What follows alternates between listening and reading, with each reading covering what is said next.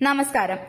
മുണ്ടക്കൈയിലും ചൂരൽമലയിലും നടന്ന ഉരുൾപൊട്ടൽ ദുരന്തത്തിന്റെ മുഖ്യ കാരണക്കാർ പിണറായിയും കേരളം ഭരിക്കുന്ന സർക്കാരുമാണെന്ന് BJP സംസ്ഥാന അധ്യക്ഷൻ കെ സുരേന്ദ്രൻ.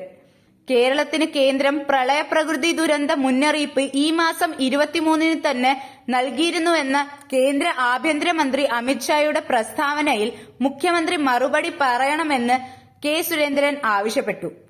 കേന്ദ്രത്തിന്റെ മുന്നറിയിപ്പ് സംസ്ഥാനം അവഗണിച്ചതാണ് വയനാട്ടിൽ ഇത്രയും വലിയ ദുരന്തമുണ്ടാക്കാൻ കാരണമെന്ന് രാജ്യസഭയിൽ അമിത്ഷായുടെ പ്രസംഗത്തോടെ വ്യക്തമായിരിക്കുകയാണ്. സംസ്ഥാന സർക്കാരിന്റെ വീഴ്ച മറച്ചുവെക്കാനാണ് കോൺഗ്രസ് CPM അംഗങ്ങൾ പാർലമെന്റിൽ ചോദ്യങ്ങൾ ചോദിച്ചതെന്ന് തെളിഞ്ഞിരിക്കുകയാണ്. ഒരാഴ്ച മുൻപ് തന്നെ NDRF സംഘത്തെ സംസ്ഥാനത്തേക്ക് അയച്ചിട്ടും സംസ്ഥാന സർക്കാർ എന്തുകൊണ്ടാണ് ജനങ്ങൾക്ക് മുന്നറിയിപ്പ് നൽകാതിരുന്നതെന്ന് മനസ്സിലാകുന്നില്ല.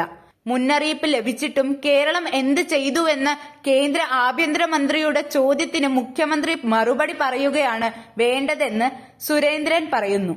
കേരളം കണ്ടതിൽ വെച്ച് ഏറ്റവും വലിയ ദുരന്തത്തിന് സംസ്ഥാന സർക്കാർ കാരണക്കാരാകുകയാണ്.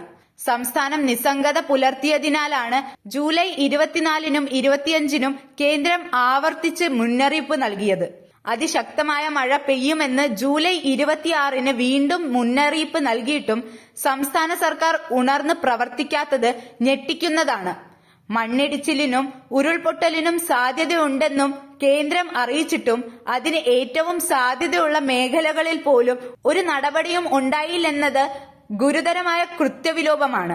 ബന്ധപ്പെട്ടവരെ മാറ്റി താമസിപ്പിക്കാനും വേണ്ട സ്ഥലങ്ങളിൽ NDRFനെ വിനിയോഗിക്കുന്നതിലും സർക്കാർ പരാജയപ്പെട്ടതായും സുരേന്ദ്രൻ കുറ്റപ്പെടുത്തി.